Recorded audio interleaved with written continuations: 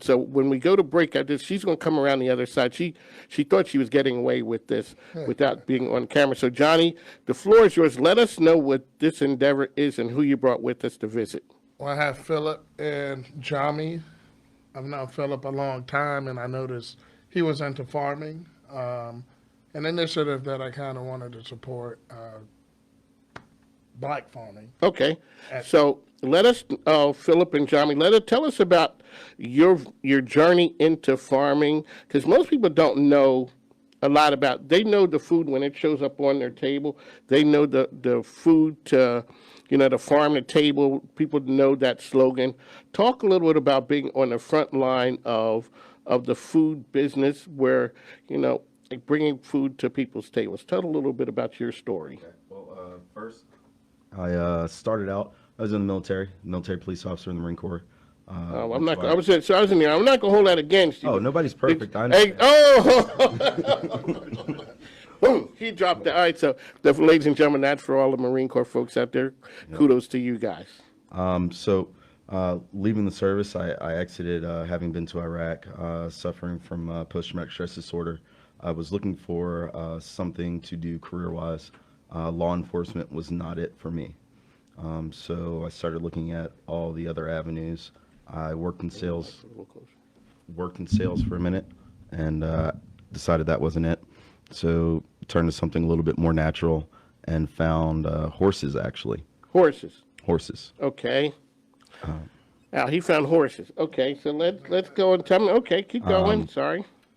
Fell into, I guess, a world of veteran rehab services, and I went to equine school to become a better rider and trainer. And after that, it was, well, you need land if you're going to have horses. So while I was at school, I purchased my first 10 acres in Brunswick County, Virginia. After purchasing that land and getting to set foot on it, it was an awakening. This was my dirt. That was your calling. Right. They say they ain't making any new land. So you went from the military to some sales to some horses, and now you're landowners, okay? Yes. So now I own land, and the realist that I am, the cost of owning horses is expensive, and you need to eat. So my first year, I got a little couple of pots and put some seeds in the ground in the pots and grew some stuff. And that, with every day and seeing the plants change and grow, I was like, food, yes. Then I started realizing the community I live in, the nearest grocery store is a half-hour drive, one way. Started spending some time in my son's school and seeing what they were offering, to eat, and then looking at the neighborhood around, convenience stores with everything fried, nothing green, nothing natural.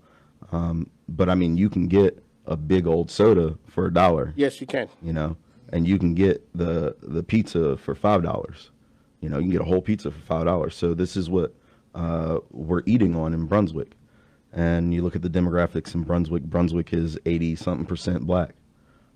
So I took a big offense to that. We can see it everywhere that we drive, who lives where, based on what food is provided. And that's our building block for everything, food.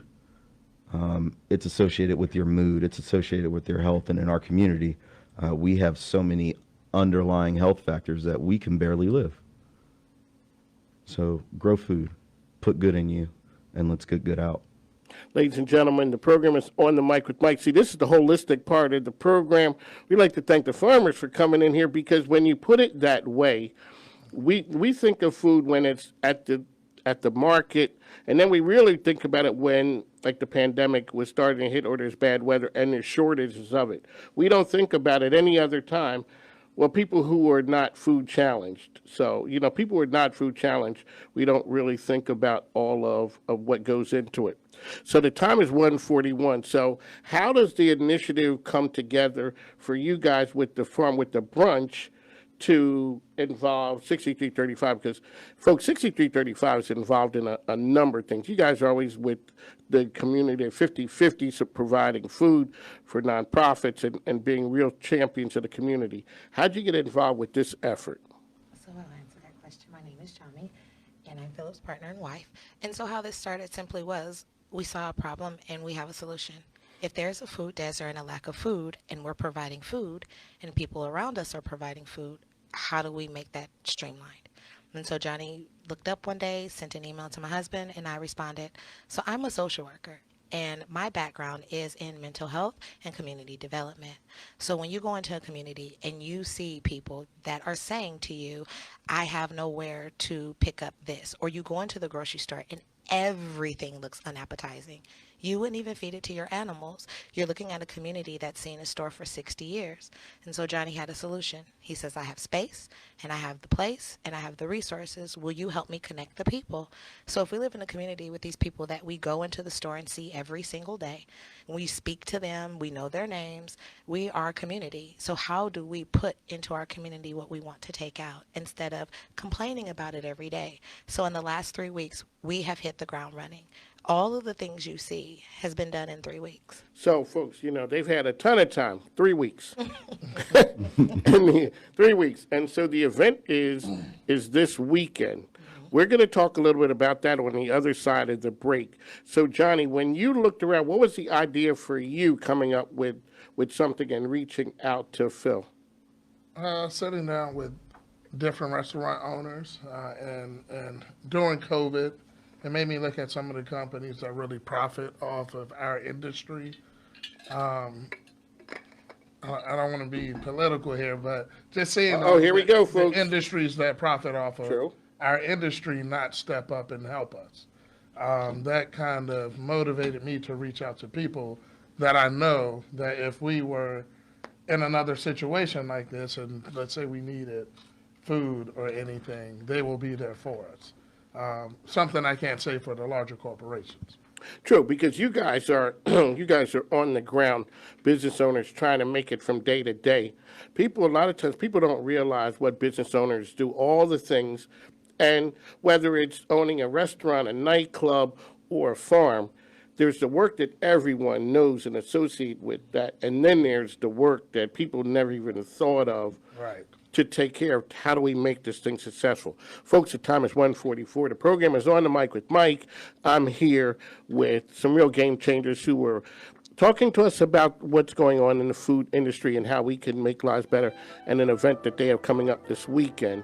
So tune in. Come back on the other side. It's On the Mic with Mike, and we got to go away and take care of some things right now. We'll be back shortly.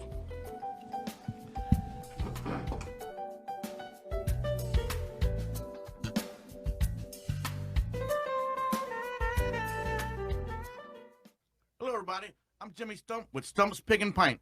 We're located on the corner of 2nd Street and 119 East Lee. We specialize in slow cooked meats, handmade sides, and homemade desserts. Stop by, let us take great care of you. You can find us on Facebook at Stump's Pig and Pint, or you can give us a call, 804-477-3208, 804-477-3208. We look forward to taking care of you soon.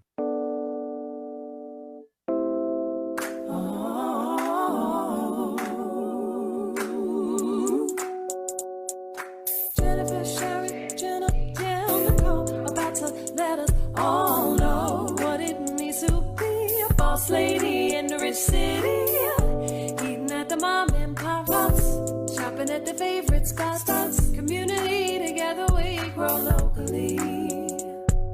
Fab Five, best life, this sweet champagne, styling REA. Fab Five, beautiful tribe, passion, work and play, styling REA.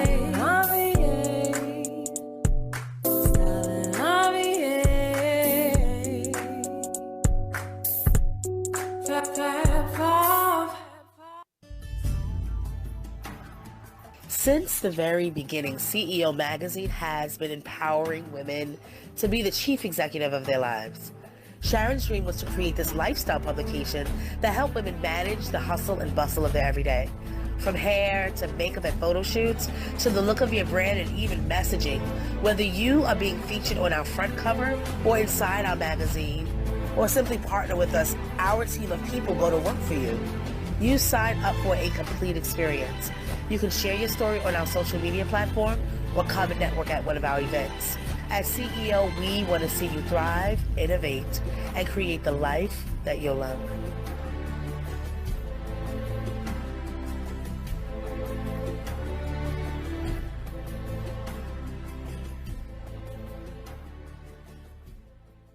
Hi, this is Melanie Staples. I'm from Waterfall Salon and Massage Med Spa with 2 beautiful locations in Glen Allen and Bon Air, Virginia.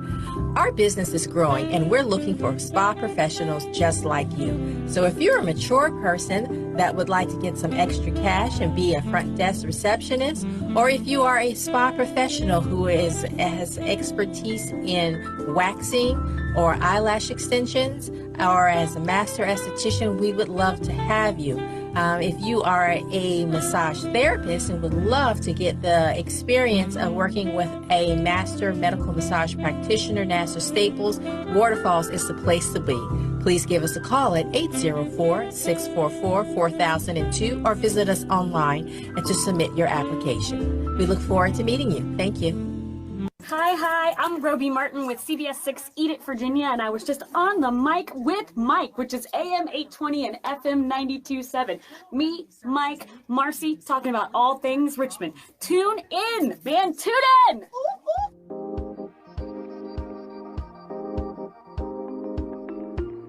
Ladies and gentlemen, welcome back to On the Mic with Mike. We've had a lineup change here for folks who are looking at us on Facebook.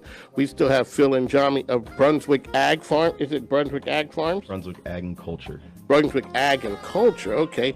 Now, switching places, the other owner of 6335, we got Sung Kim in the house. She didn't want to come in and switch from behind the scenes, but she graced the microphone with us. So, Sung, thank you for coming on. How are you? I'm good, thank you. Okay, can you get a little closer to the mic? Oh, yeah. I'm good, thank you. All right, well, thank you for coming in. So talk about, you're a lot of times, you're the face that a lot of times people see as far as 6335. You got your hands in a lot of things. Talk about you guys' commitment to the community and the things that you guys do, which is awesome. Well, we do a lot with the community as far as with the youth, the sports, and maybe different events.